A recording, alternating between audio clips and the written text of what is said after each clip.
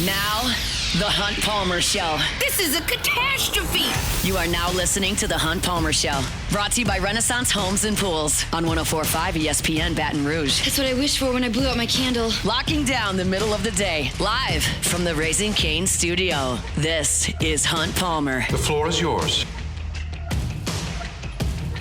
Hour 2, Wednesday edition of the Hunt Palmer Show. Brought to you by Renaissance Homes and Pools. Out the work week officially in the rearview mirror, working towards the weekend. Appreciate you hanging out with us. Terrell from ESPN.com with us talking Saints in 30 minutes. She was there at Saints camp today. We'll certainly talk about Brian Brzee and his season-ending injury, but we'll discuss some other things as well that may be a little bit more uplifting than that, and that's our goal here in this segment as well. Alvin Kamara met with the assembled media today at Saints camp. I watched this press conference live on the Saints Twitter feed, and Alvin's just always in good spirits. He did the entire interview, as he's done many times over the years, with a towel like over his head, holding onto it with both arms, which to me would be like really uncomfortable to do for 15 minutes, but he did not seem fazed by it at all. That's completely irrelevant information, but I noticed it as I'm watching, and he continues to do that for every single question. But let's talk about what Alvin Kamara had to say today, and they started with the obvious question: did you feel slighted by the Saints as you went through this negotiation that ultimately resulted in taking a pay cut? I've been through a lot in my life where it's hard for me to take shit personal, honestly. As long as you don't do nothing like to me physically or to my family or people I love, like it's really not too much that's gonna piss me off. Like I can't lie. I mean, I kind of just do what I do, and when it happens, it happens. Like I'm really better than I ever been, honestly, like from a mental standpoint, you know what I'm saying? And then coming in here, I just got like a lot of clarity. I just feel good, feel energized, like I'm here to work. And that's a great way to look at it, because sports are a business at times, and business can get in the way of feelings often. And this could have really irked him, and he could have taken things personally, and he could have gone somewhere else, and he didn't. But the question is, did you consider going anywhere else? I try not to like predict too much or try to like anticipate anything other than what's expected. So I was just like, okay, I'm gonna be in New Orleans, and once something else other than that happens, then we adjust. So that's interesting, because all we've always heard is like, well, you're looking at, I'll be sipping pina coladas on the beach. I'm not playing anywhere from New Orleans, but he did open the door there for it. And I think he just didn't want to do that. That's, I think, what I take from it is he just didn't want to do that. He didn't close the door, but his preference is always stay in New Orleans, and that's why he took a pay cut. And so, like, why do you have such a loyalty to New Orleans? My whole career is kind of like I got a different type of loyalty. It's just how I was raised, how I'm wired. So to stay in New Orleans just meant a lot, and we're here, so another year. You want to talk about how to endear yourself to a fan base, huh? Like, loyalty is important. And it is to some, but not to all. Most are loyal to money. That's where it boils down to. Whoever's going to pay me the most, that's where I'm going to go. And that's not just a football thing. That's just an employment thing. But the guys that are willing to take a little bit less, to do a little bit more for a city and a team, they're going to have their arms thrown around them. There's no question that Alvin Kamara is going to go down as one of the most beloved Saints in the history of the franchise. Like, that is not hyperbole in any way, shape, or form. And quotes like that just make it ring a little bit more true. But what's also true is that he's probably not the starter anymore. Trav is a great player. I think a lot of my career has been, me and someone else, me and Mark, or me and Latavius. So like I have no issue with that at all. Whatever the role is, whatever the snaps are, like I'm good with it. Like I say every year, and y'all probably tired of hearing it. Like whatever I need to do, that's what I'm here to do. And I actually believe that. He said it a lot of times, and he has shared backfields, and like I think this role is going to be lessened, but I think that's going to be good for him. I think that's going to make him more effective in shorter bursts. I think the days of Alvin Kamara plowing between the tackles 23 times on a Sunday are probably over. But he can get to the edge a couple times, catch a couple angle routes, be effective in the red zone, be a good third down back, and let Travis Etienne run for 1,100 yards. Like that to me is a good formula for the Saints, and it sounds like he's pretty open to that. They asked him an interesting question. This has nothing to do with Etienne. It's just like, okay, you've done this a lot. Like, what's the best part of sharing a backfield? Honestly, in those situations, like back when me and Mark were going, like you feed off of each other. Like somebody in the same room is different from like me feeding off of Mike T or like a Chris Olave or something. But like when you in the same room and you kind of doing the same thing, and I can look out and probably see Trav, and I know the play is called, and I'm like, oh, I know he's about to hit this. And then it's like, okay, now I'm about to go in, and I know I got a play called, and you kind of just, it's a different type of energy when you're feeding off a guy in the same backfield with you. And then it kind of like alleviates some of the strain, some of the pressure of, having to take on the full load. I believe that, man. You're talking about a guy that was going through a contract negotiation, playing with busted ribs, running behind a bad offensive line, and never complained. And that, as much as it is, it's great to get the shine and try to get in the end zone and run the stats up. Like, it's also not necessarily the most ideal thing for anybody physically. And I think he understands that at this point in his career, that sharing that workload is a very, very good thing. Now, even with that potentially lessened role, like, is there extra motivation this year because of kind of what went on in the offseason? I'm motivated every year. You know what I'm saying? A chip? No. Pissed? Maybe. But definitely motivated. No chip on my shoulder. I mean, I've been doing this 10 years. Feel good about it. Again, like I told Nick, going to every year and work the same way. And I'm looking to be better than I was last year. That's the one bite that's different than the rest. And I struggle with how to compartmentalize that, where he says pissed, maybe. Like, they upset him to an extent. And I get that. Nobody wants a couple $1,000,000 taken out of your wallet. Like, that's not great. But at the same time, I think it's possible. It's not common. I think it's possible to say, I'm really pissed that they took that money away, but it's a business. I like to play for the Saints. I'm okay with sharing a backfield with H.N. I'd like to be a part of some good things here. Like, there are positives here. There's a negative over here. Not everything's honky-dory. It's not all sunshine and rainbows, but there's enough positive here that I feel okay about it, and we'll make that happen. And then you go into the season with whatever that motivation kind of looks like. And I think another element to this, and we'll hear Cam Jordan talk about it later on, maybe tomorrow, because he talked about it today. And this is something I can't report. I can't draw on exact quotes, but I can sense, just reasonably speaking. I think the way Shuck played late in the season last year ignites a little bit of hope in everybody. I've given you the quote a million times about how Jeremy Hill told me that everybody thinks they're always going to win the Super Bowl. But reasonably speaking, you got a quarterback that might be a difference maker. And I'm careful with how I phrase that. Might be. I'm telling you he definitely is. Might be a difference maker. I think it just makes everybody approach things a little bit differently. Changes the vibe a little bit. And Alvin talked about what he's seen from Shuck in this offseason. His voice. I think he's gotten comfortable standing up in front of everybody, talking, demanding what he wants. And I think that comes from kind of him and Kellen being on the same page, and Kellen giving him a little bit more reign to say, look, this is your team, go ahead and take over. So I think them two have a lot of synergy, and then it's just giving Tyler the space and the push to kind of, take over the team and lead, even though year two, I always tell people the years don't matter. It's it's who respects who. The team respects Tyler, so he's one of those leaders. That's a big deal. A couple points there. One, the last part, the team respects Tyler. We don't care about year two. And reasonably, he's an old guy. There are a lot of guys in that locker room that are younger than him. A lot. So, yeah, the fact that he's got the team's respect, that's a big, big deal. No doubt.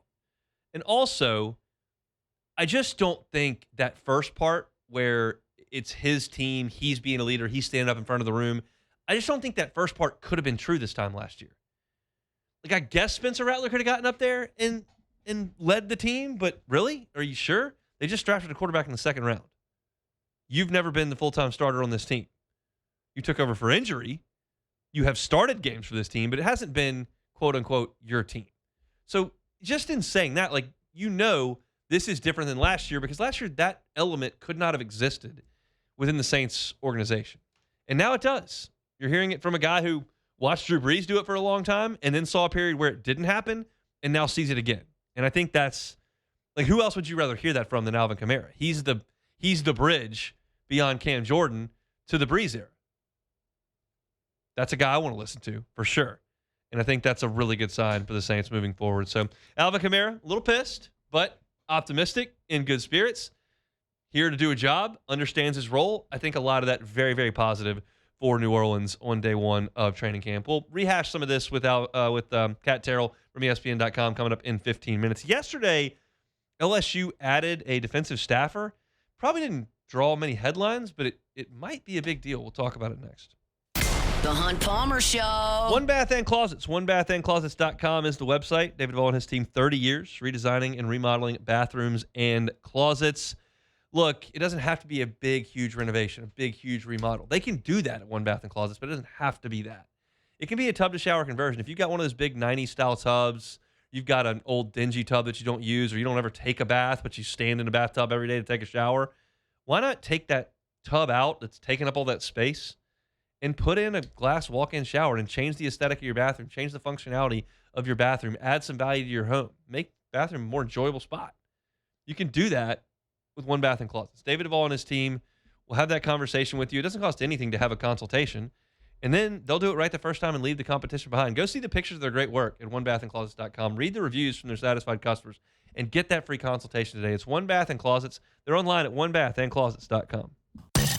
You're listening to The Hunt Palmer Show, brought to you by Renaissance Homes and Pools.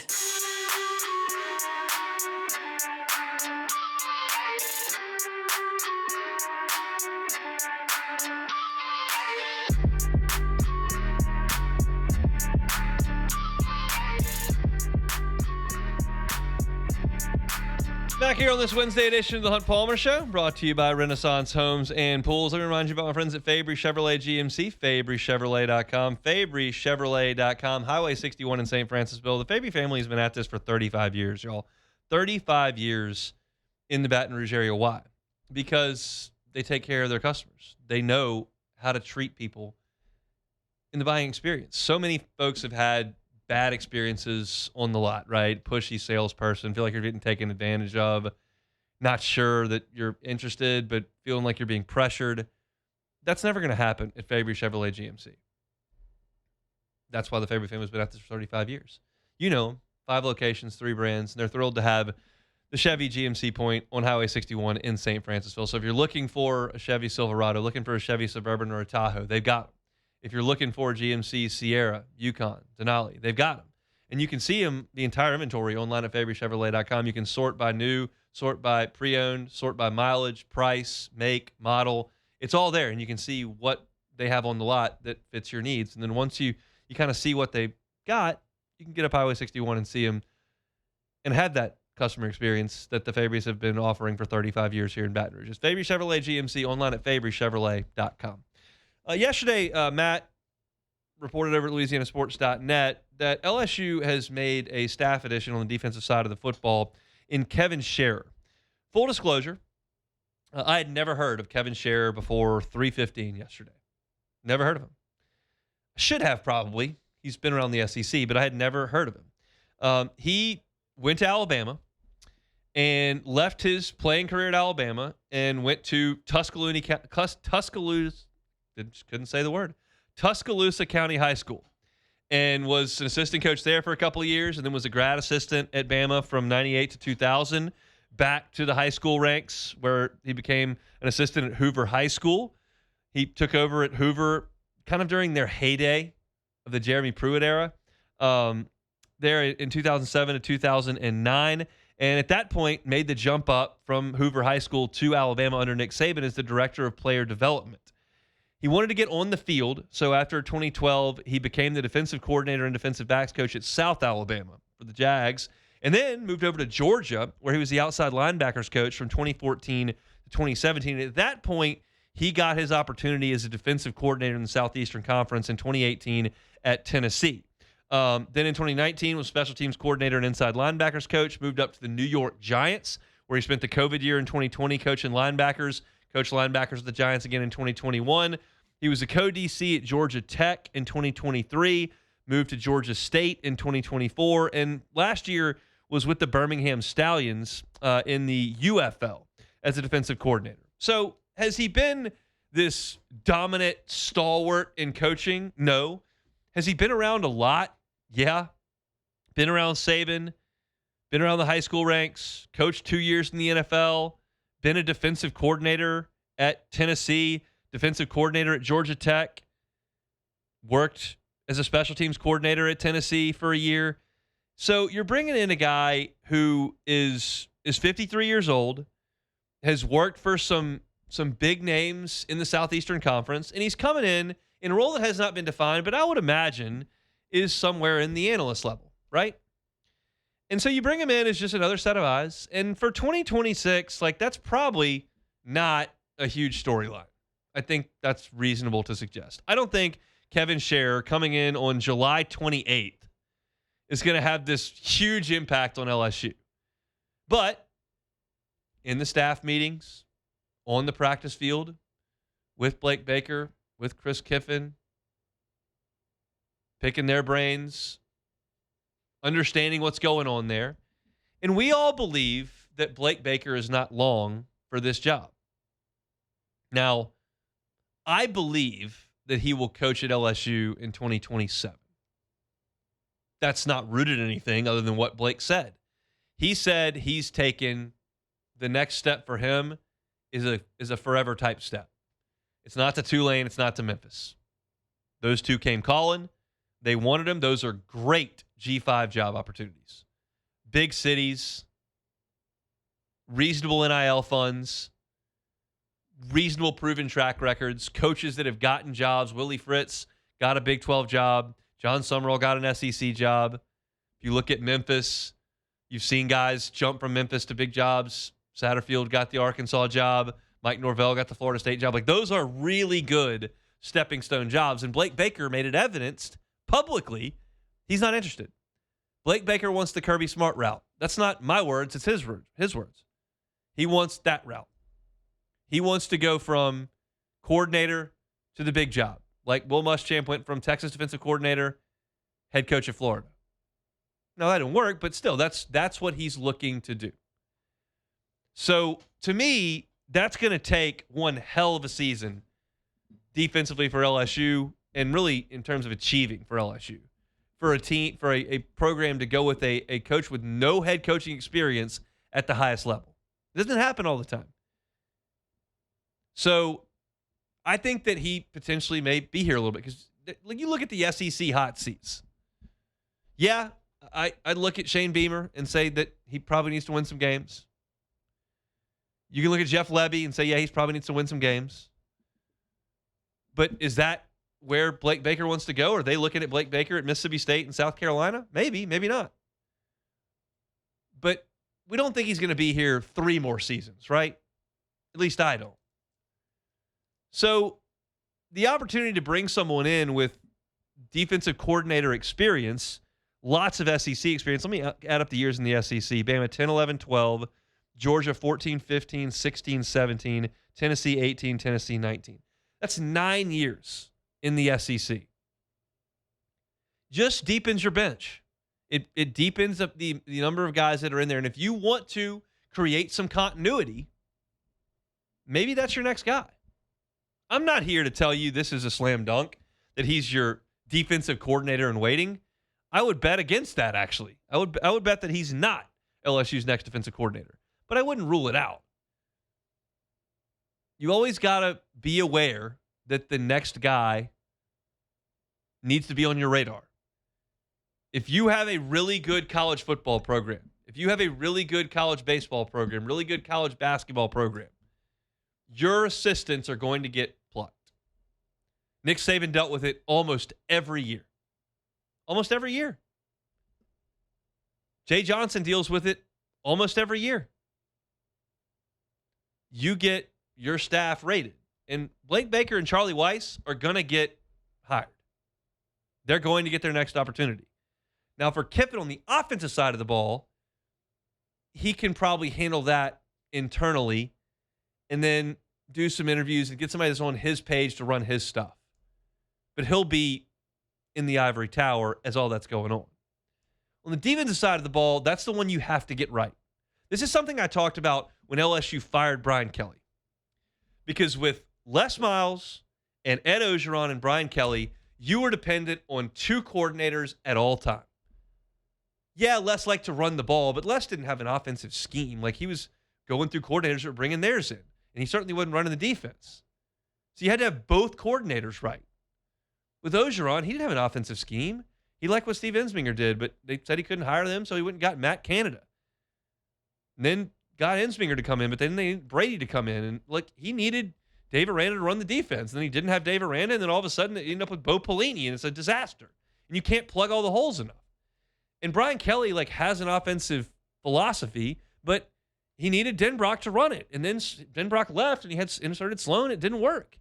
By the same token, he hired Matt House. It was a disaster. He got Baker and then fixed it. But, you're constantly dependent on two coordinators if you're Brian Kelly or Ed Ogeron or Les Miles. Lane Kiffin's not really dependent on his offensive coordinator. He can coach his offensive coordinator up. He's got the headset on game day. He can make that thing go. He'd prefer to have Charlie Weiss where he can take his hands off the wheel at times, but he can make that thing go. On defense, you need to make sure you've got somebody that's got it going. And he's got that with Blake Baker. He wanted to keep him there. And you always have to be aware that every year could be the last one with Blake Baker. So, again, I'm not telling you that Kevin Scherer is going to be the next guy for LSU. Not telling you that. But I'm telling you that he's got experience in the league. He's coached linebackers a lot. And you're bringing him in to learn Blake Baker's system and to be a part of the wheels.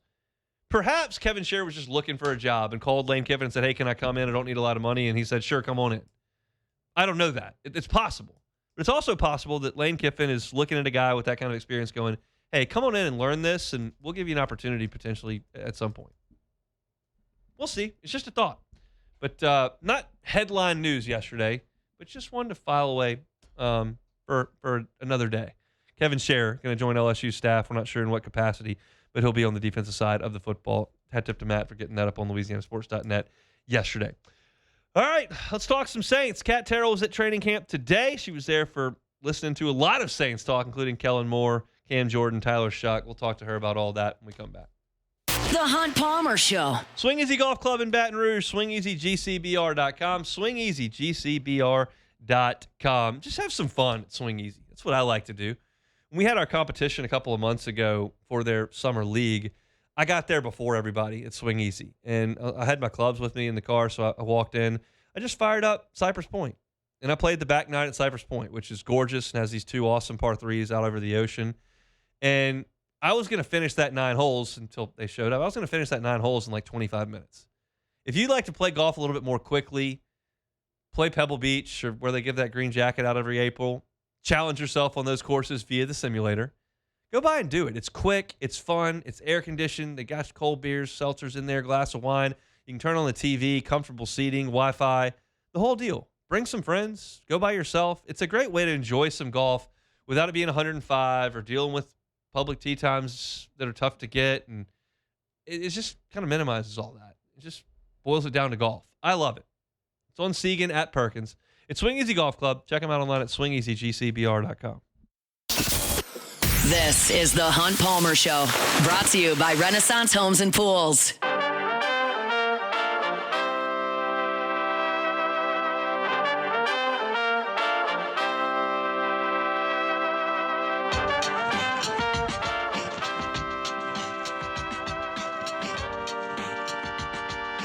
Talking along here on a Wednesday edition of the Hunt Palmer Show, brought to you by Renaissance Homes and Pools. First day of Saints training camp. Supposed to be a day where you kind of ease in. Not a lot of heavy work, no pads, a couple press conferences, move on with your day. Unfortunately, not the case for the Saints in Metairie today. Kat Terrell covers the Saints for ESPN, was there in Metairie, joins us now on the Jim's Firearms Hotline. How are you, Kat? I'm doing great. How are you? I'm doing all right. I'm a little bummed out about the day one injury, but that seems to be something that's going on around the NFL. Certainly happened in Carolina and it happened today in Metairie. Reports coming out that Brian Brzee suffered an injury. I know that nothing's been confirmed there, but what can you tell us, and what would be the impact there if he is unable to go this year? Yes, the sources confirmed to ESPN that he's undergoing tests for that. I don't have context as to exactly what happened because nobody saw it. Day one is a little crazy where you're just trying to write down where everyone is and what units they're playing with and things like that. So I never saw him walk off the field.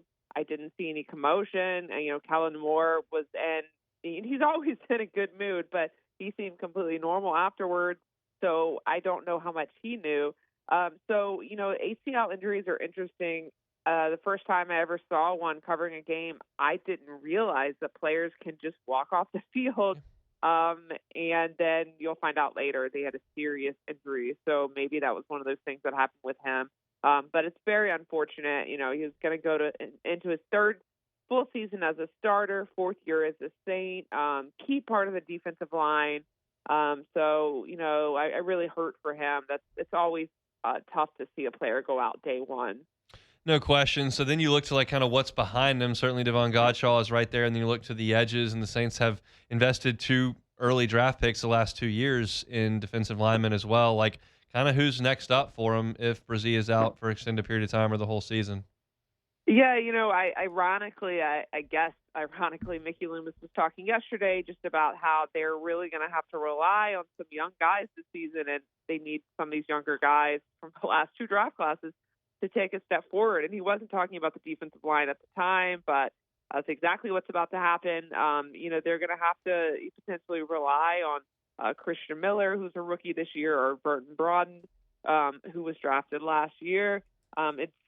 It's so cliche, but it's got to be one of those next man up situations. Because Brzee was going to get a lot of snaps this year. He was, and now I guess maybe in a way it's a blessing in disguise that it happened day 1 of camp versus day 30.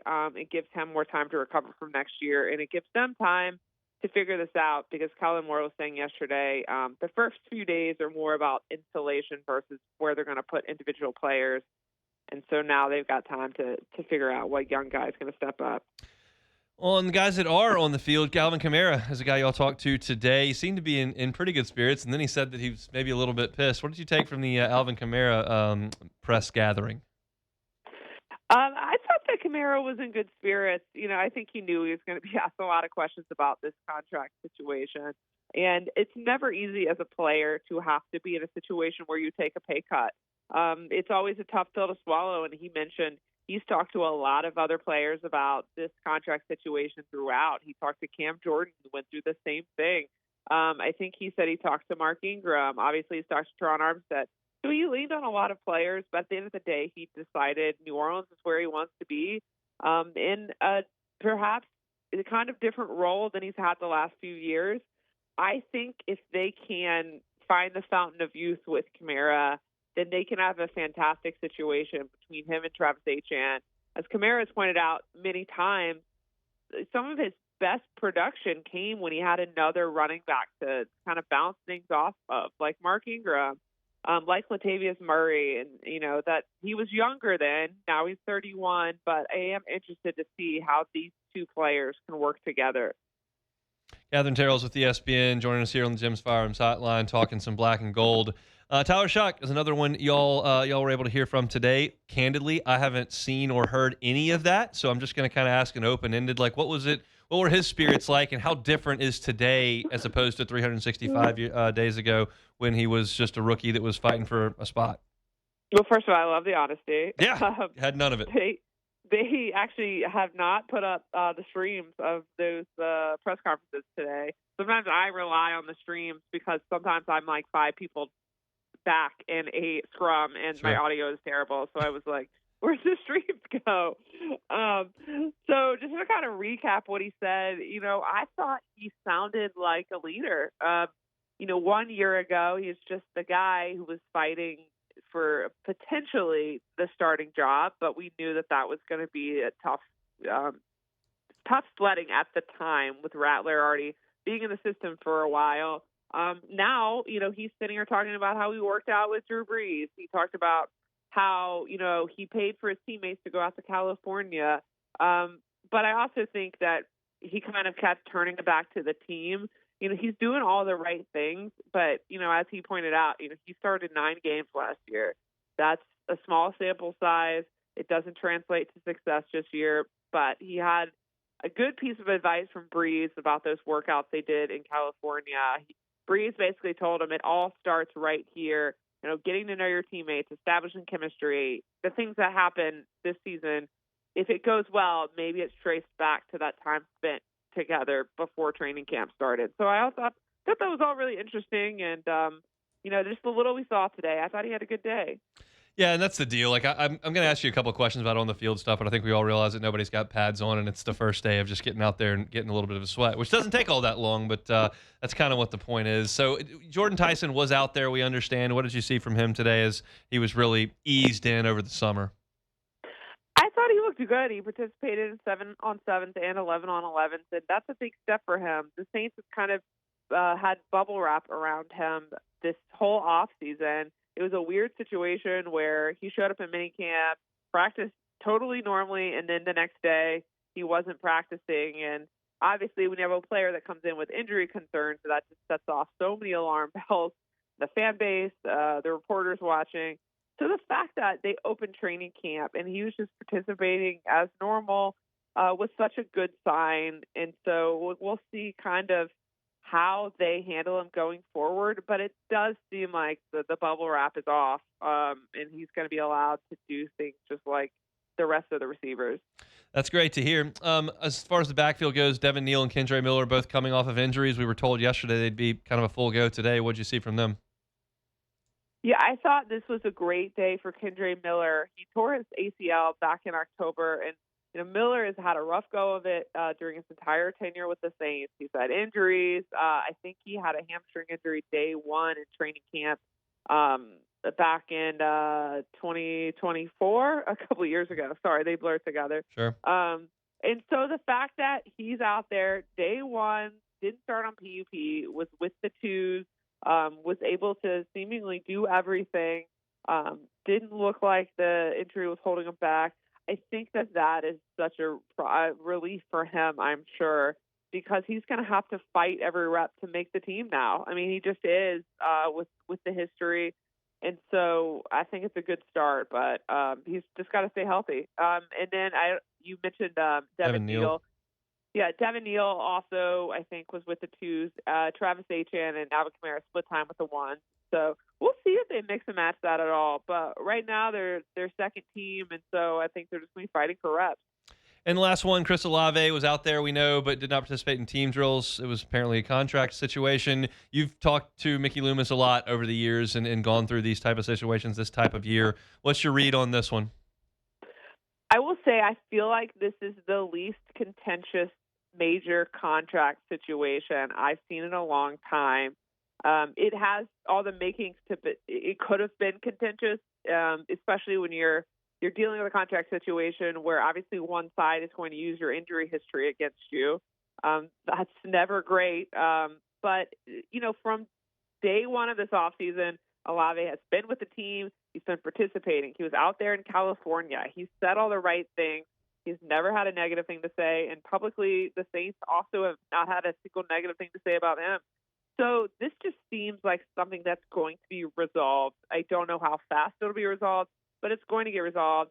And honestly, the fact that we just saw Brian Brzee go down for the season on day one kind of makes you understand more why Olave might be a little hesitant to do 7-on-7 or 11-on-11 while this contract situation is ongoing. And the Saints probably understand that too. No question about it. That was literally going to be my next point after we hung up with you. So that is right on the money. Kat, we appreciate some time. I know it's a super busy day, and we'll catch up later in camp. Thanks. Yeah, thanks for having me. That's Kat Terrell, ESPN Saints reporter. Let me remind you about our friends at Highland Insurance Group, highlandig.com, highlandig.com. Jonathan Carbo and his team are awesome to work with, especially on the benefits side of things. If you're an owner of a business or you're a CFO, you're in charge of handling the books and dealing with the benefits, and you're just feeling squeezed because those premiums continue to climb. If you've had a bad renewal or you fear one might be coming, contact Jonathan Carbo and the Highland Insurance Group. Let them know how you're feeling. Let them know what your situation is, and let them potentially bring a second option to you. They're here to listen, and they can generally bring you another option. It doesn't mean they're going to slash 12% off the top. They'd love to if they can, but that doesn't mean that's what they're going to do. It's a really hard market, but they're willing to take a look at another option because they're an independent broker with contracts with different carriers. So if you've had a bad renewal on the benefits side with your health care, your vision, your dental, all that goes into insuring your employees, contact the Highland Insurance Group. They're online at highlandig.com. Contact Jonathan Carbo and the Highland Insurance Group at highlandig.com. Yeah, like Kat's last point there is right on the money, because if you're Chris Olave and you've got your big payday, like it's here. Like you have played your 4 seasons. You are in a position now to score the monster contract you have worked your entire life for. Like he's been well paid if you just take football out of the equation, he's been a well-paid professional for the beginning of his career. This is the spot to just become generationally wealthy. And when you sit there on the first day of camp with no pads on and Brian Brzee blows a knee, like I'm looking at that going, guys, I want to practice. And look, Hunt Palmer's talking about this, like I don't know where they are in the negotiations. I'm confident they're relatively close. The market is set. The Saints probably feel like the market is high, and I understand where the Saints are coming from there. But the fact of the matter is that he is putting tens of millions of dollars at risk when he steps out there. And he's willing to do some. He's here. He's not holding out. He's willing to be out there. But, like, Carolina just had a receiver today go out for 8 weeks. Today. It's like, all right, how close are we here, guys? I'm here. I'm willing to be in the meeting rooms. I want to be a Saint. But I can't. My teammate just blew a knee out. And this is my opportunity to get the biggest contract I will ever get. And I get that, y'all. I really do. I talk about this all the time. There is a point where we as fans tune out the business side of it. But you always are cognizant that exists. And I understand Chris Olave. Like it bums you out if you're a Cowboys fan in the 90s and Emmitt Smith misses like a month of real games because he hasn't gotten paid. Like that's a bummer. In July, I'm cutting Chris Olave all the leash he wants, especially since he's here. Especially since he watched one of his teammates, who, by the way, came into the league about the same time. I just can't. I can't go out there and do everything right now when this could literally be the most important week. 10 days, 14 days of his earning life.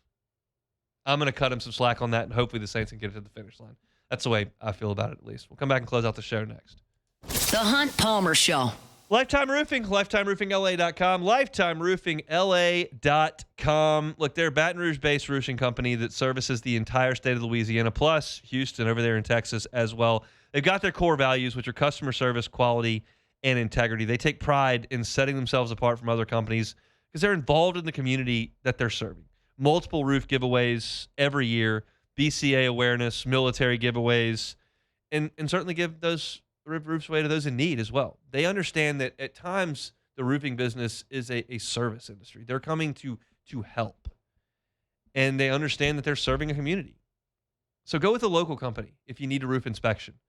Go with a local company if you need a roof repair. Go with a local company if you need a roof replacement. Go with Lifetime Roofing. They have 0% finance available for 18 months. You can finance deductibles, and as of January 1st, they can offer a lifetime workmanship warranty, and that includes the materials that are backed by Certainteed, one of the oldest and most trusted names in building materials. It's Lifetime Roofing. Find them online at lifetimeroofingla.com. This is the Hunt Palmer Show, brought to you by Renaissance Homes and Pools.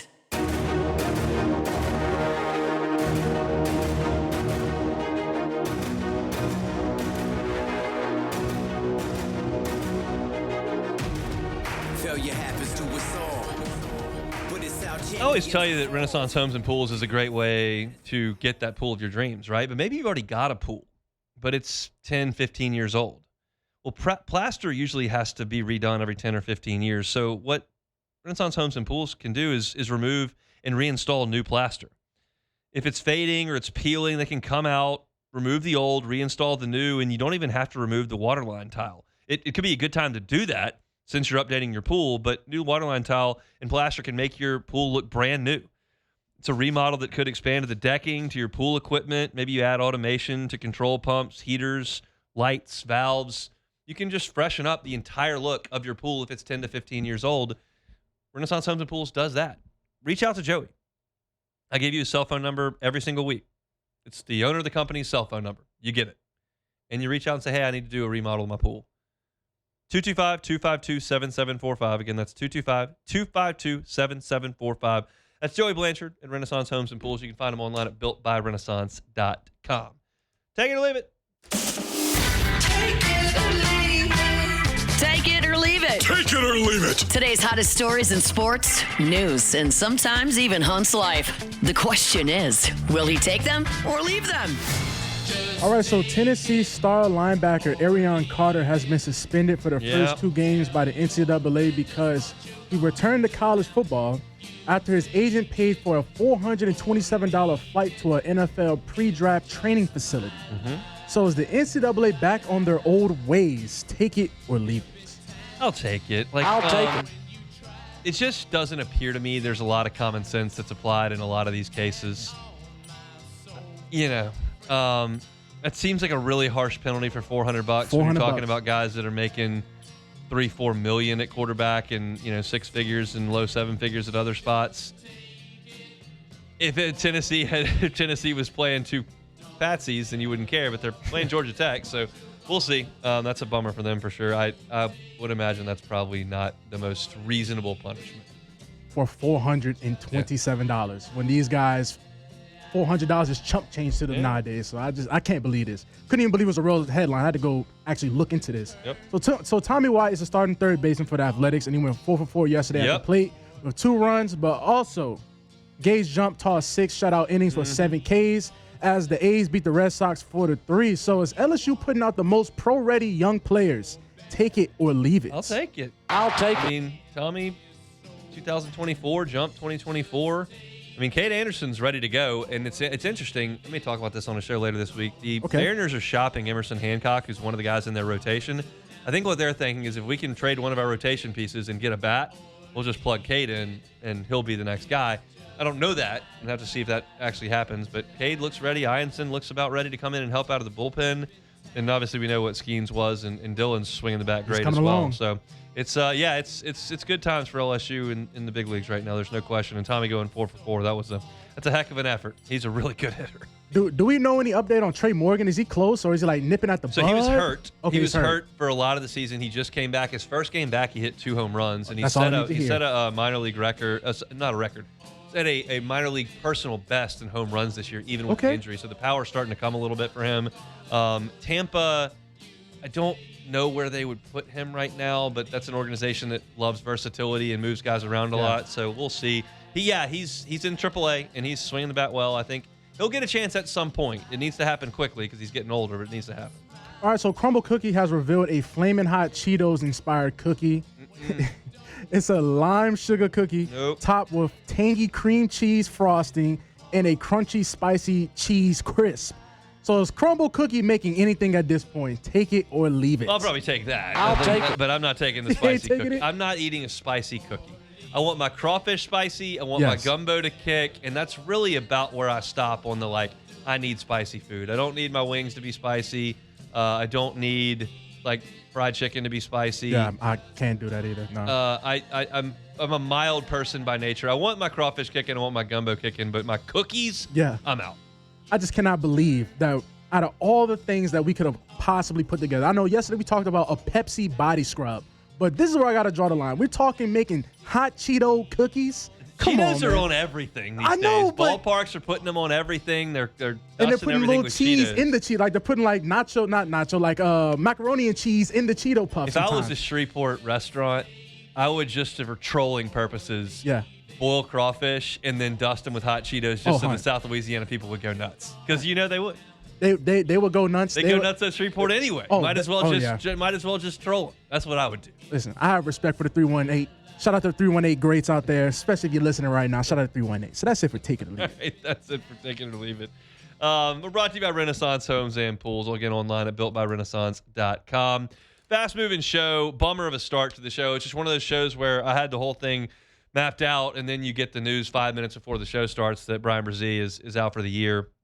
So we discussed that at the top of the show. We also talked about that with Cat Terrell. We also heard sound from Alvin Kamara. All that and more you can find at Hunt on Saints as the week progresses. If you're in full football mode now, Saints are practicing, and you're looking for Saints coverage, I got you covered at Hunt on Saints, but also Ross Jackson, the most detailed practice reports you will ever read at louisianasports.net, and his is up for free on the homepage right now. So if you're driving, don't want to pull the phone out right now and start reading, I would highly advise against that. But when you get home, if you want to read some Saints content, you can check that out at louisianasports.net. We also talk some LSU. Tigers bring on a new defensive staffer, as well as my thoughts on Devin Harper and Prince Williman Mielen. I think you understand where I stand on that if you've been listening over the course of the last few weeks, but I gave my full thoughts on it. I've written a column about it at louisianasports.net as well. If you want to listen to the whole show, you can do that as well on demand wherever you find your sound. Just search Hunt Palmer Show. Tomorrow, we'll talk to Luke Johnson from Saints Camp, maybe the latest on Logan Schmidt. I've heard that decision is potentially coming pretty quickly from out in California, so we'll do some of that. Matt's going to drive you home next on After Further Review. We're back tomorrow, same time, same place. The Hunt Palmer Show. Let me tell you about Marucci. So much to tell you about Marucci. What a gem in Baton Rouge. 22 years, that's all it took to go from a backyard shed to former big leaguers and their trainer, to go from a backyard shed to the official bat of Major League Baseball. You want to learn that story? It's fascinating. I'll tell you, it is fascinating. You can go by and take a tour. And in that tour, you'll see where they make 1,200 bats every day. It's not just a Baton Rouge company that is outsourced internationally. No, they do the work here. And they ship bats to the best players in the world here. And you can see where they make all 1,200 of them every single day. You can see where they're molded, where they're stained, and where they're shipped off. And you can also become a member in Marucci. And what does that come with? Well, it comes with access to the hitter's house 24/7. So you got a youth baseball player, youth softball player under your roof that wants to take swings indoors all year round. Become a member at the hitter's house. Get that key card access whenever you want it. It's all there at Marucci. What a gem here in Baton Rouge. Check them out online at maruccisports.com.